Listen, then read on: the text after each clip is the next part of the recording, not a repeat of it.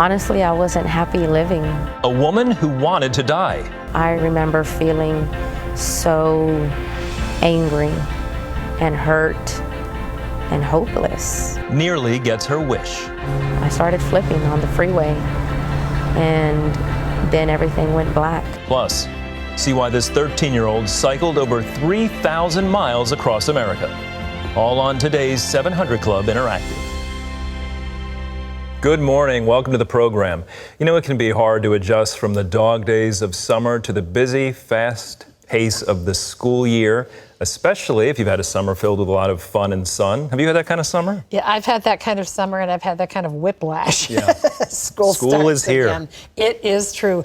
Children across the country are heading back to school, with many excited to see their friends, to meet their teachers, to start fresh classes. Well, Tommy and Eddie from Skit Guys say there are a few essential supplies needed to make the start of a new school year a lot more fun. Take a look. Hey everybody, Skit Guys here. My name's Tommy, and my name's Eddie. How's it going, everybody? Hey, yeah, Ms. Eddie. We just wanted to tell you it's back to school. Back to school time, everybody. Back to school time. Is everybody ready? Back to school. Yep. I got my new backpack for back to school, and you've got an old, what is that? What I got is a hipster fanny pack right here. This is what all the cool kids are going to be doing, taking their stuff on their hip to school. Buddy, that's a lunchbox. No, it's not. I got my pencils in here. My lunch money's right here. I haven't got a place for my hipster spoon. Nope. That's a spoon because that's a lunchbox. Oh, nay. Look, someone calling me? Hello? Bam, it's gone. Boom. Shutting my fanny pack, hipster lunch pail. So, welcome back to school. Welcome back to school, folks. It's gonna be awesome. Completely awesome. Yeah. Hey, if you have one of those, don't wear that. You're gonna get beat up. Cool kids. Not cool. All day long. Not cool at all. Hashtag all day long. He's gonna get beat up. Hashtag all day long.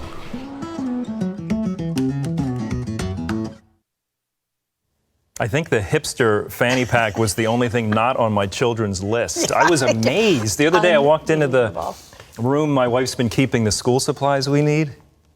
Yeah. It looked like a store in there. And we just had to order this binder like this thick.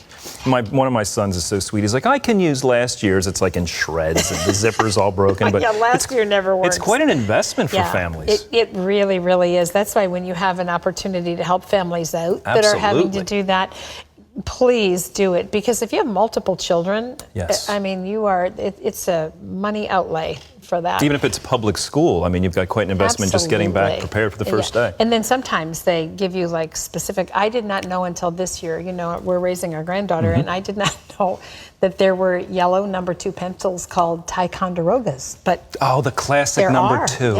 Yeah. So love those. Not just number 2, Ticonderoga. Not only the supplies, but all the emotions that come with it, the excitement, the fear, and that's kind of just the parents, I mean, the kids are doing great. It's quite a week heading back. A lot of kids are already there. It does change life up. The first day of school can be very stressful. Getting the kids up, you have to feed them in the morning, make lunch and send that with them, then rushing them out the door to catch the school bus. And if you're a single mom of 2, it can be even more difficult. That's right. For Barbara Voya, it seemed like anything that could go wrong did go wrong. Her 2 boys had missed the school bus. That's not uncommon, is it? It can be tough sometimes. Her car wasn't working.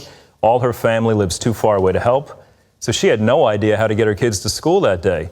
As Barbara went back inside to change so she could ask a neighbor for help, one of her boys spotted a police officer, Brett Warman, and asked him for a ride. Bold young man. Officer Warman happily said yes, and the 2 boys got a police escort and arrived to school in style. A style, yes, but it could have appeared they were doing something wrong. But anyway, Barbara says, I can't thank him enough. He was such a blessing. I'm glad God brought him into my life in that moment because I really needed him. That's here's great. Where that goes with me is those boys will not be bullied this year. That's for sure. I just want to say. That's for sure. What a first day. A classic ride. Well, I hardly ever took the bus because in my house it was. We walked. We walked. I couldn't, but our house wasn't an up and at 'em, the sun's up, let's go. My mother would be like, is your stomach hurting? Go in at 10:30. And I know she's watching, so I'm going to hear about that.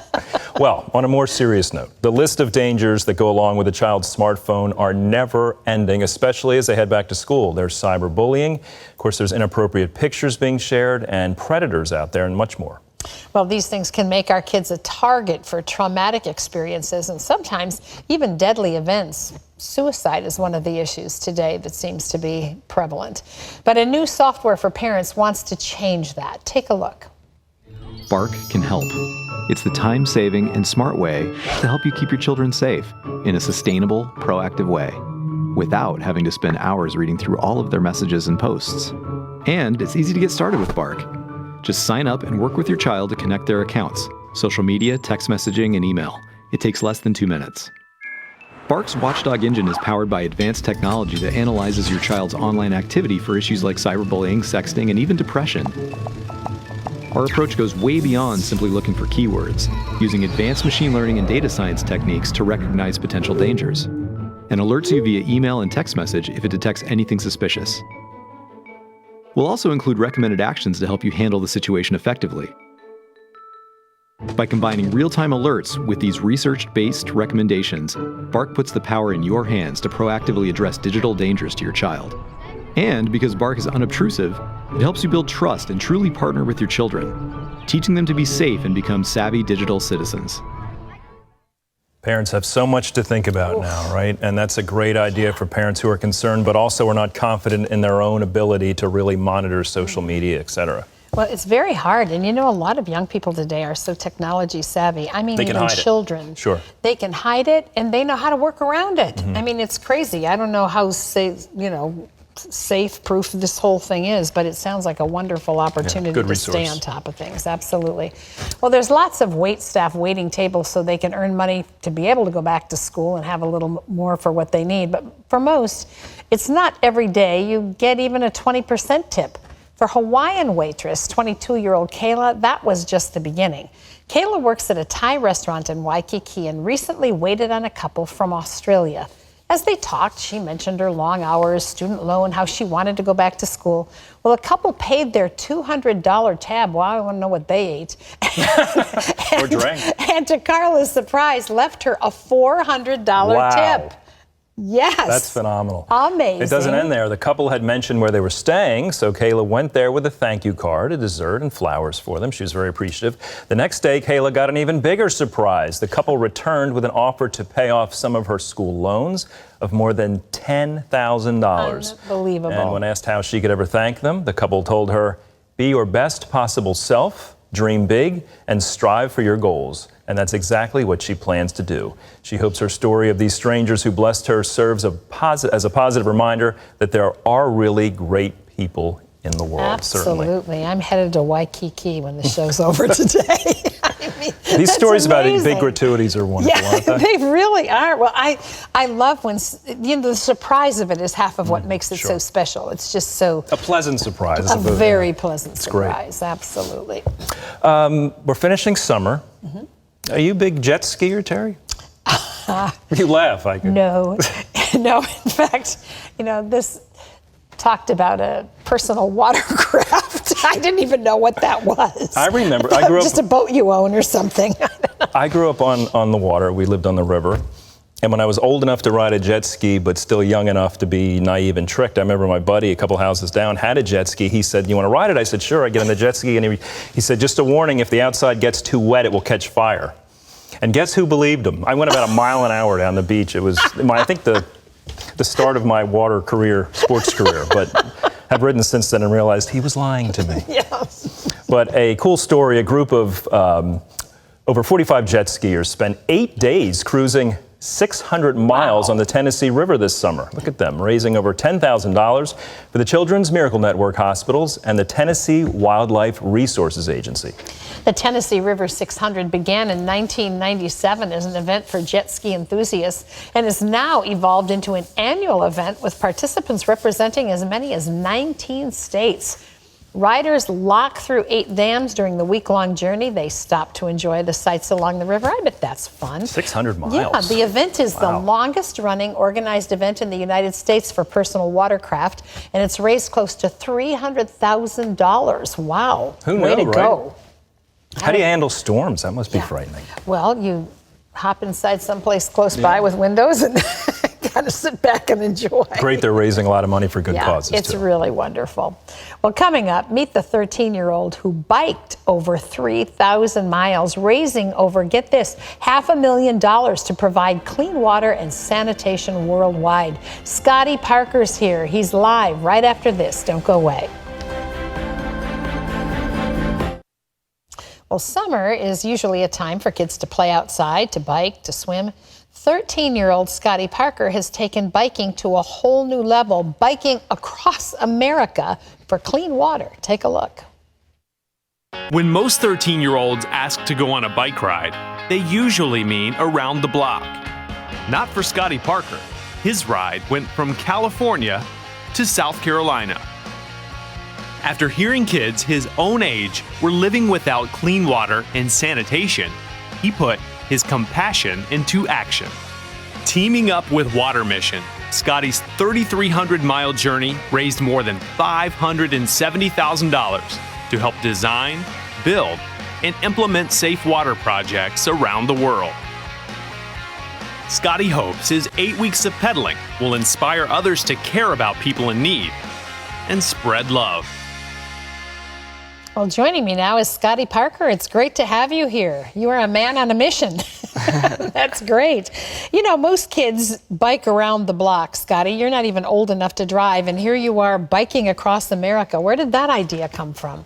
Well, so when I was 7, I saw pictures of kids that were just like me, except these kids were drinking this terribly dirty water that I would never drink. Yeah. And, I mean, it really made my heart hurt knowing that every 21 seconds, a child under the age of 5 dies because of something as simple as water.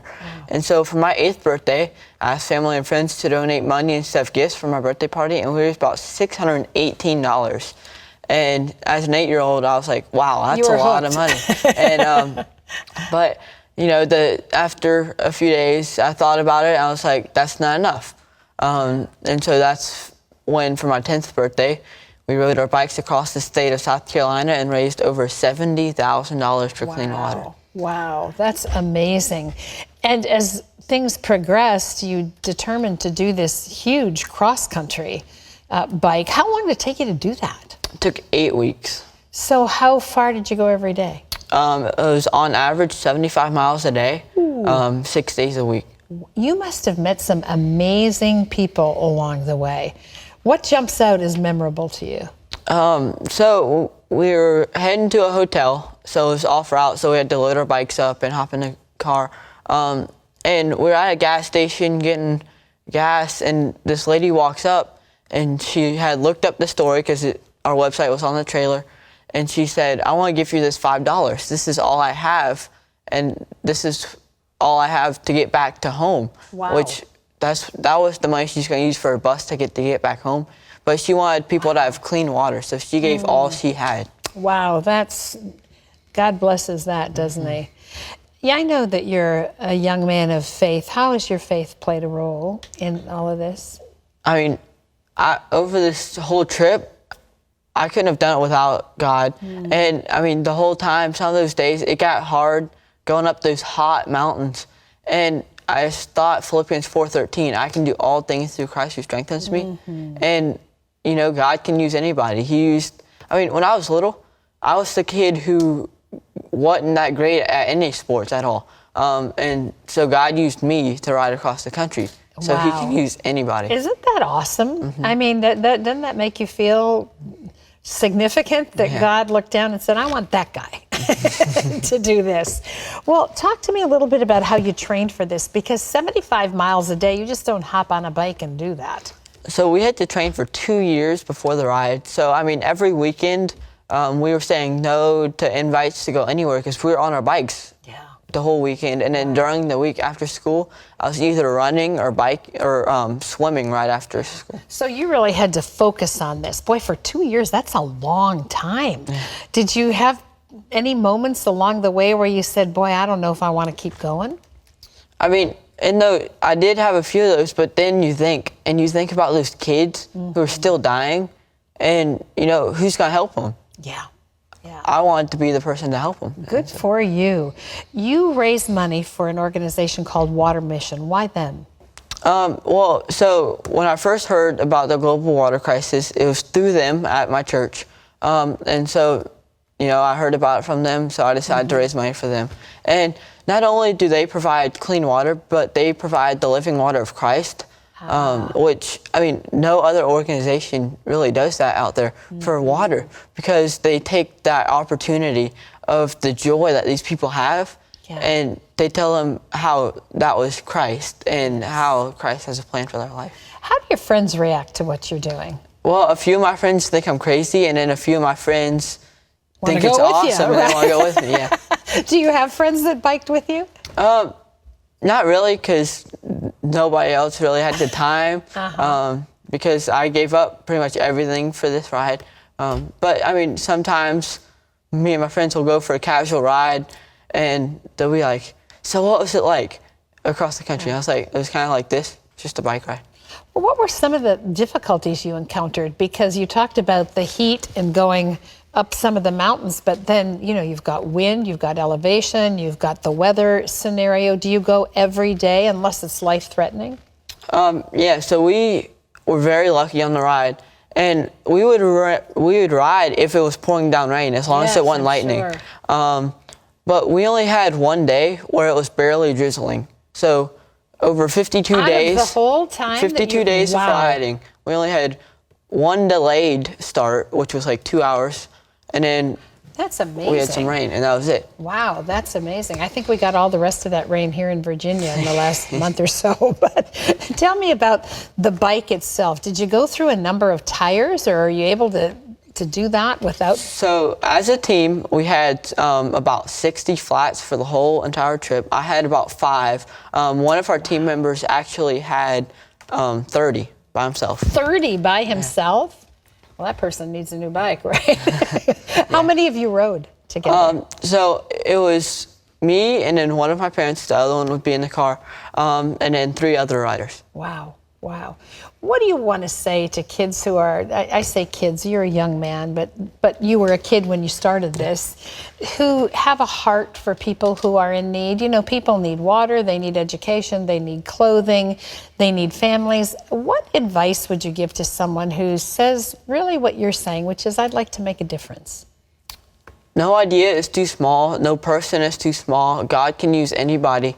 And, if you have an idea to help change the world, stick with it and keep going.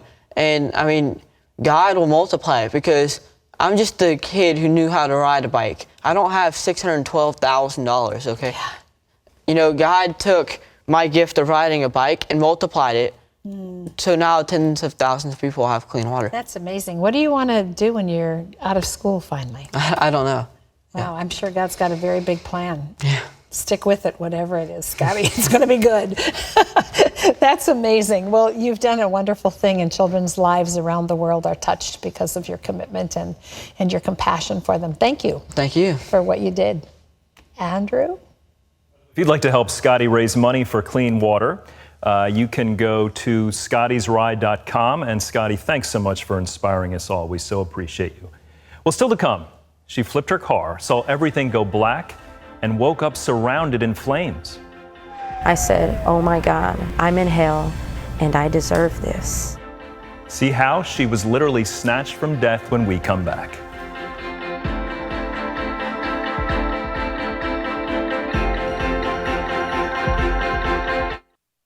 Grace Gonzalez's childhood was a blur of family drug use, gang activity, and even death. Grace thought the world would be a better place if she were dead. But that changed one night when she got a glimpse of her eternity. Honestly, I wasn't happy living. I don't want to be alive if I'm living in this world just struggling day to day and not accomplishing anything. I'm going to get in my car and whatever happens, happens. I don't want to be alive. Life had always been a painful road for Grace Gonzalez. Her childhood left her feeling worthless. My grandfather was a drug dealer and gang leader. My grandmother was also a maid by day, but then She would spend her nights in the bars. My dad, I just remember him being out a lot. And my mom was just always too busy. Then, her sister Gabriella drowned when Grace was just 6. Right before we found her floating in a creek, I have a memory of her coming up to me and asking if she could play with me and the other kids. And I told her no, because I felt that she was too small and I just wanted to be with the older kids. I felt guilty and I felt angry at myself. So I quickly learned as a child to shut myself off to those feelings and to not feel anything at all. But the feelings were still there, eating away at her spirit. So at age 12, Grace started using drugs and alcohol. By her mid-teens, she was an addict. From the time I was small, I quickly felt that I could do no right, especially after the death of my sister. And then growing up, I just felt that every time I did something wrong, whether it was my fault or not, I got punished for it. If this is the life that is destined for me to live, then I'm gonna give it all I got. By the time I was 25 years old, I was either going to be dead or be in prison for a really long time. And I was okay with that. I felt that I didn't have any value. Grace was kicked out of high school at 16 for drug abuse and left her chaotic home. For the next 6 years, she lived on the streets, landing in jail multiple times for stealing or dealing drugs. Though Grace had heard about God, she doubted he existed. I would hope that there was really a God and that he was real. I would actually, I guess, call out to him and I would tell him, you took the wrong one, meaning you took the wrong sister, because I'm not doing anything meaningful with my life. I'm a drug addict, I'm an alcoholic, I'm on the streets, I'm hurting people, I'm hurting myself. One night when Grace was 22, she overdosed. She later awoke, angry to be alive. Grace then sped off in her car, hoping to end it all. I remember feeling so angry and hurt and hopeless. And I might die, and that's okay. I didn't care. It was just about 20 minutes after that, I wrecked. I started flipping on the freeway, and then everything went black. A bystander rushed to help and dragged her out of the car. Flames surrounding me. I felt a fear in my heart and in my mind that I had never felt before. I said, oh my God, I'm in hell and I deserve this. And that next moment, a hand or an arm reached in from behind me and snatched me out of there. And when I woke up, I was in an ambulance being worked on by paramedics. And I thought, I have to give this God a chance. And I said, God, help me. But when I said it, I meant it. And that's it, I was out again. I woke up 10 hours later by myself in a hospital room next to an open window. The sun was shining in.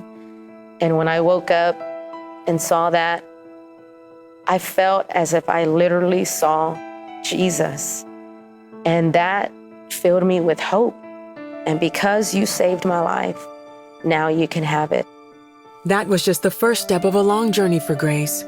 Her leg was badly mangled in the accident, leaving her wheelchair-bound.